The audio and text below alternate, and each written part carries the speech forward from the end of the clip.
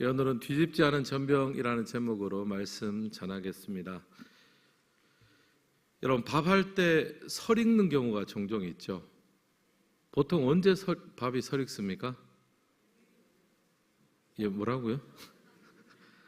예, 하여튼 설 익습니다. 그럼 설 익은 밥은 버려야 됩니까? 뭐 어떻게 구제가 됩니까? 예, 하여튼 다시 뭐 어찌어찌 한다 하는 얘기가 들렸습니다. 아마 물 조정하고 불 조정하고 해서 다시 이제 익혀야 되지만 뒤처리가 쉽지는 않죠. 다시 완전히 익는 것이 쉽지가 않습니다. 오늘 본문에 보면 뒤집지 않은 전병이라는 비유가 나오는데요. 뭐 우리가 밥도 하지만 빵도 구워 보신 적이 있을 거예요. 요즘은 이제 오븐에 넣어 가지고 시간만 맞추면 골고루 잘 구워지는데, 이제 고대 이스라엘에서는요, 이 빵, 이제 전병이라고 나오는데요. 이 전병은 얇게 구운 과자 같은 떡입니다. 요즘처럼 그런 오븐이 있는 것이 아니니까 뜨거운 돌이나 화덕 위에 올려두고 굽는데요. 여기서 중요한 포인트가 있습니다. 뭐냐 하면 잘 뒤집어줘야 되는 거예요. 잘 뒤집어지지 않으면 그슬리고 타게 됩니다. 위쪽은 안 타는데 아래쪽은 어떻게 돼요? 새까맣게 타는 경우가 있습니다. 그럼 먹을 수 없는 전병, 타서 도저히 사람이 먹을 수 없는 전병이 됩니다. 당시 이제 이스라엘 백성들의 영적인 상황이 이제 그러했다라고 이야기를 하는데요. 8절 말씀, 우리 8절 함께 읽도록 하겠습니다. 에브라임이 여러 민족 가운데서 혼합되니 그는 곧 뒤집지 않은 전병이로다. 하나님 보시기에 이제 그렇다는 거예요. 에브라임은 이제 이스라엘, 북이스라엘을 말합니다. 혼합되어서 뒤집지 않은 전병이 되었다. 이 혼합이라는 것은 한쪽으로는 하나님을 의지하고 또 한쪽으로는 뭐 동맹들을 의지하고 자기 군사력을 의지하고 막 이제 그렇게 되니까 혼합이 됐다는 거예요. 원래 전병이라는 것은 성전에 드리는, 성소에 드리는 진설병 같은 이제 그런 또 떡이기도 하거든요. 그러니까 전병은요, 하나님께 온전하게 드려야 됩니다. 온전한 헌신이 필요합니다. 이스라엘이 하나님 앞에 그런 존재였습니다. 이 세상 가운데 부르심을 받아서 온전하게 하나님의 백성으로 하나님만 의지하고 살아가야 되는데, 하나님 보시기에 언제가부터 이게 뭐 혼합돼가지고 어떨 때는 하나님을 의지하는 것 같기도 하다가 어떨 때는 아닌 것 같기도 하고, 그래서 하나님 보시기에 뒤집지 않은 전병. 앞을 보면 잘 익었는데 뒤를 뒤집어 보면요, 새까맣게 타가지고 먹지도 못하고 또 버리지도 못하고 이제 그런 뒤집지 않은 전병 신세가 되어버렸습니다. 그리고 9절 이하를 보면요, 이 뒤집지 않은 전병과 같은 이스라엘 백성들의 모습을 계속해서 고발하는데요. 우리 9절도 함께 읽겠습니다. 9절 말씀 시작. 이방인들이 그의 힘을 삼켰으나 알지 못하고 백발이 무성할지라도 알지 못하는도다. 이방인들이 그의 힘을 삼켜버렸대요. 그러니까 이스라엘 백성들이 이미 힘으로는 아수르에게, 힘으로나 뭐 정신적으로 모든 면을 먹혀버린 상태입니다. 더 이상 힘을 쓰지 못해요. 그렇게 고민이 되고 염려가 되고 힘을 쓰지 못하면 사람이 어떻게 됩니까? 고민이 심하면 머리가 새게 되죠. 백발이 무성할지라도. 근데 알지를 못해요. 정작 자기 머리가 휘어진지를 알지 못합니다. 이스라엘 백성은 마찬가지입니다. 이스라엘의 능력 하나님께 있습니다. 근데 실제로는 아수르의 능력, 그 당시로는 아수르의 능력 의지하고 그렇게 자기 힘이 싹 빠지고 또 염려 근심이 되고, 어떨 때는 아수르보다 애굽의 힘이 더 센 것처럼 보이면 내가 줄을 잘못 섰나. 어떨 때는 뭐 아수르가 더 힘, 역시 내가 막 이제 이렇게 되다 보니까 막 염려가 되고 근심이 되니까 머리가 다 새어버리죠. 백발이 무성한 상태가 되어버렸는데 정작 자신은 깨닫지 못하는 상태가 되었더라. 뒤집지 않은 전병과 같은 모습을 계속해서 고발하고 있습니다. 그뿐 아닙니다. 이렇게 깨닫지 못하는 정도가 아니라 이제 오히려 교만하게 되었다. 이제 그렇게까지 고발하고 있습니다. 10절 말씀도 우리 함께 읽겠습니다. 이스라엘의 교만은 그 얼굴에 드러났나니 그들이 이 모든 일을 당하여도 그들의 하나님 여호와께로 돌아오지 아니하며 구하지 아니하는도다. 지금 이스라엘 백성들의 이런 상태를 보면요, 적극적으로 하나님한테 구해야 될 상황입니다. 뭐 금식을 하든지 옷을 찢든지 특별한 회개가 필요한 시점인데, 근데 또 삶을 살다 보면 우선 사라지잖아요. 뭐 당장은 살아갈 수 있으니까 하나님께 도움을 구하지 않는 거죠. 때로는 자기 군사력으로 해결하려고 하고, 때로는 동맹을 통해서 해결하려고 합니다. 그렇게 뻣뻣한 채로 하나님 앞에 구해야 될 순간 구하지 않고 살아가는 모습, 그게 바로 이스라엘의 교만입니다. 하나님 보시기에 교만이라는 것은요, 굉장히 어마어마한 교만이 아니라 하나님 없이도 사라지는 거. 그럴까 하나님 조금 차치하고라도 그냥 살아가는 거, 일상의 삶을 사는 거. 하나님 보시기에 이스라엘의 교만이 그 얼굴에 드러난다니. 그리고 또 더 극적으로 한 가지 더 고발하는 부분이 있어요. 16절 말씀 우리 함께 읽겠습니다. 시작. 그들은 돌아오나 높으신 자에게로 돌아오지 아니하니 속이는 활과 같으며 그들의 지도자들은 그 혀의 거친 말로 말미암아 칼에 엎드러지리니 이것이 애굽 땅에서 조롱거리가 되리라. 아멘. 하나님은 북이스라엘을 지금 여기서 무엇으로 비유합니까? 속이는 활과 같다. 하나님이 이스라엘 당신의 팔에 사용되고 있는 활로 사용하고자 하셨습니다. 그래서 그들의 팔을 연습시켜서 힘있게 하기를 원하셨습니다. 근데 그 화살은 하나님께로 돌아오지 않고 관역을 하나님께서 딱 맞추려고 딱 설정을 했는데 쏘기는 활처럼 자기 마음대로 날아가 버리는 거예요. 하나님이 원하시는 곳으로 날아갈 것처럼 보이다가 못 맞춰버리는 거죠. 쏘기는 활과 같으며. 이것이 바로 뒤집지 않은 전병, 이스라엘의 영적 상황이었습니다. 사랑하는 성도 여러분, 오늘 살아가는 우리에게도 이런 호세아서에서 고발되는 모습이 우리에게도 여전히 동일하게 있습니다.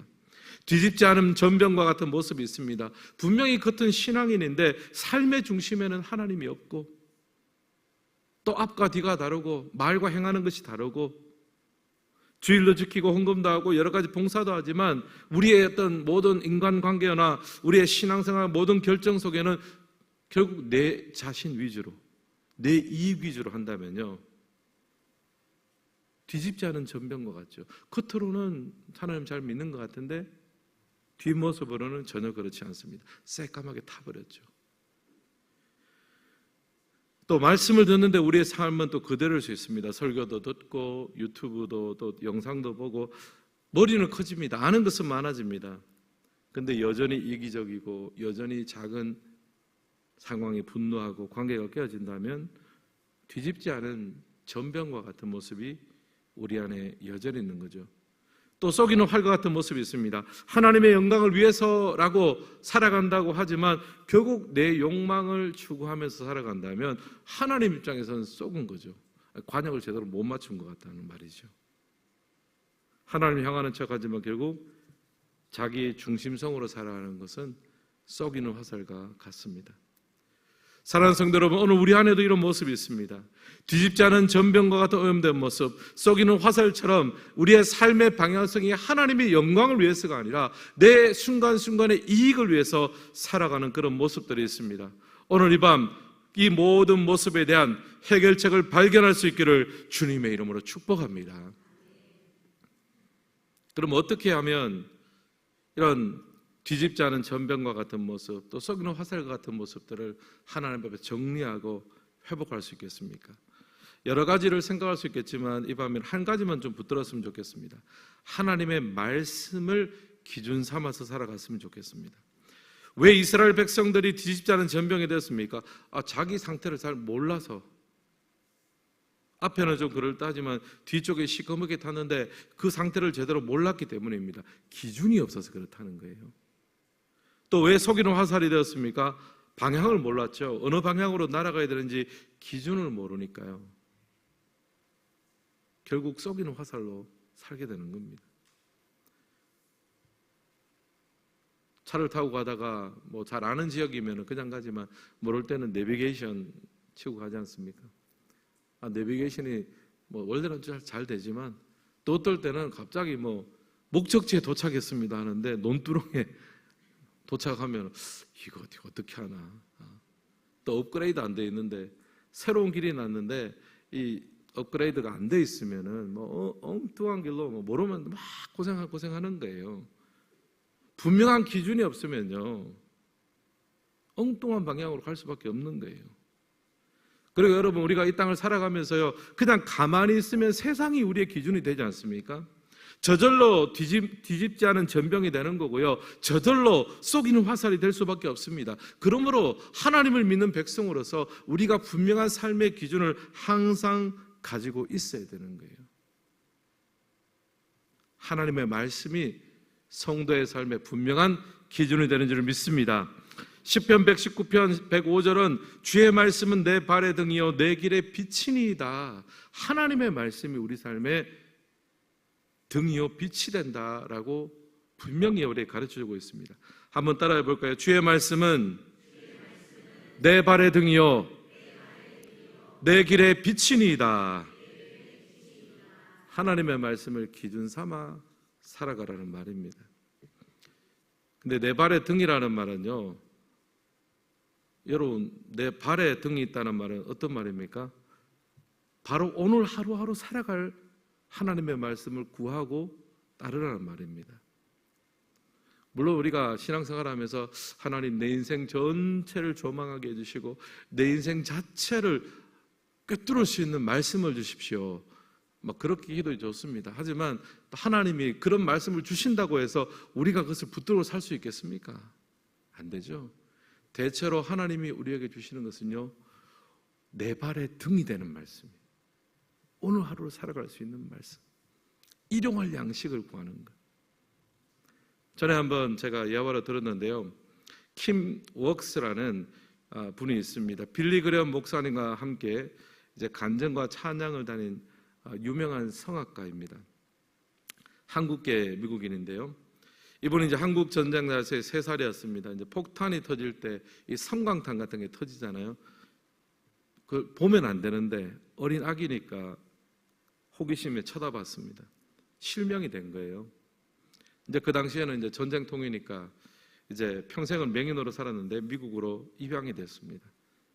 예수 잘 믿는 가정에 입양이 된 거예요.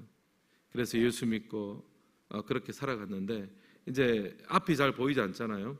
근데 이제 또 그렇게 빌리 그레엄 목사님과 연결돼서 이제 그런 많은 사역들과 집회를 참여했습니다. 그러면 해외로 많이 다니기 때문에 이제 호텔에 들어가면 가이드의 도움을 받아야 되잖아요. 그때 이제 자신의 상황을 이렇게 묘사했습니다. 장님인 나를 인도하는 사람은 100야드 앞이 아닌 바로 발 앞에 무엇이 있는지를 말해준다. 그의 말대로 한 걸음씩 옮기면 결국 목적지에 도달한다. 하나님도 마찬가지다.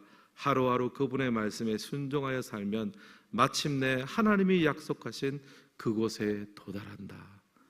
눈이 안 보이니까 가이드가 굉장히 세밀하게 이야기할 거 아니에요. 바로 앞에 지금 뭐가 있어요? 뭐가 있어요? 한 발짝 가고 난 다음에 오른쪽으로 가야 돼요. 뭐 그렇게 가르쳐 준다는 거예요. 근데 그렇게 가다 보면 마침내 목적지에 도착한다는 거예요. 사랑하는 성도 여러분, 우리가 하나님의 말씀에 인도함을 받는다는 것은요, 물론 우리가 말씀을 꿰뚫어 가지고 어떤 신학적으로 해서 야, 하나님이 우리에게 인도하는 방식이 이런 것이구나, 그것도 필요합니다. 그런 세계관도 필요하고 성을 꿰뚫는 것도 필요하지만 정작 우리에게 필요한 것은요, 오늘 하루를 살아갈 수 있는 말씀이에요. 내 발의 등, 너무 거창하게 내 길의 빛이니이다. 그것은 정말 돌아보면 하나님께서 내 인생을 이렇게 비추어 주셨구나. 요셉도 마찬가지 아닙니까? 요셉이 마지막 순간에 총리가 되고 나서, 그렇게 되고 나서 보니까 야, 하나님, 내 인생이 이런 의미가 있었군요 하면서 하나님은 내 길의 빛입니다. 그렇게 고백할 수 있었지만 사실 요셉의 대부분의 인생은 어떻습니까? 하루하루 주의 말씀은 내 발의 등입니다. 속임을 당하고 감옥에 가고 너무 화가 났지만 또 주님께서 오늘 하루도 넘어가자. 그렇게 내 발의 등, 그 말씀을 가지고 한 걸음 한 걸음 살아가다 보니까 나중에 돌아보니 주의 말씀은 내 길, 내 인생 길 전체를 비추시는 빛이셨다. 그렇게 고백할 수 있습니다. 그러므로 우리가 삶의 분명한 기준을 하나님의 말씀으로 삼는다면요, 여러분 매일매일 하나님의 말씀을 읽을 수 있기를 주님의 이름으로 축복합니다. 성경 일독하시는 것도 좋고요, 또 나름대로 해본 큐티 좋습니다. 아니면 또 여러분 나름대로의 성경 읽기나 책도 있으실 거예요. 또 이런저런 게 복잡하다 그러시면 새벽기도 나오시면 됩니다. 매일 성경으로 저희가 하고 있거든요. 매일 성경은 7년에 성경 전체를 다 볼 수 있도록 한 큐티집입니다. 새벽기도만 나와도 7년에 한 번 성경을 읽는 것뿐 아니라 성경 전체를 한번 나름대로 꿰뚫을 수 있게 되는 거거든요. 오늘 하루 살아갈 내 발의 등불이 되는 말씀, 그 등불이 되는 말씀을 우리가 읽고 묵상하고 붙들 수 있다면요, 뒤집지 않은 전병이 되는 거 쉽지 않은 거죠. 예전에 제가 부목사로 사역하면서 한 가정을 신방했습니다. 말씀도 드렸는데 뇌성마비를 앓고 있는 한 그 가정에 자녀가 있었어요. 근데 이 아이가 이제 몸은 불편한데 마음은 너무 순수한 거예요. 일반 교육 못 받으니까 이제 집에서 홈스쿨을 하면서 또 이제 그 부모님이 아이의 교육을 생각해가지고 전원주택을 지어서 이렇게 자연을 바라보면서 또 말씀도 공부하고 그렇게 이제 자라고 있었는데 그때 제가 만났을 때가 한번 초등학교 정도 되는 때였습니다. 근데 그 아이가 아주 어렸을 때 쓴 시가 있었다 그래요.